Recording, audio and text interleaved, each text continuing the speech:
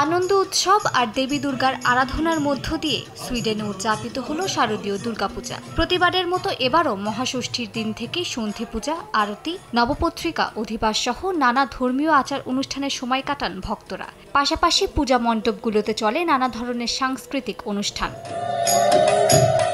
কর্মব্যস্ততা ও সবার সুবিধার কথা বিবেচনা করে এবারের দুর্গোৎসব কিছুটা দেরিতেই পালন করেছেন সুইডেনের সনাতন ধর্মাবলম্বীরা। দেবীর চরণে অঞ্জলি দেওয়ার পাশাপাশি একে অপরের সঙ্গে বিনিময় করেছেন শারদীয় শুভেচ্ছা। ধর্ম বর্ণ নির্বিশেষে উৎসবের আনন্দে মেতে উঠেছেন প্রবাসী বাংলাদেশিরা। এবার রাজধানীর স্টকহোম সহ সুইডেনের বিভিন্ন শহরে বাংলাদেশিদের উদ্যোগে চলে শারদীয় দুর্গাপূজার আনুষ্ঠানিকতা। সময় সংবাদ, সুইডেন।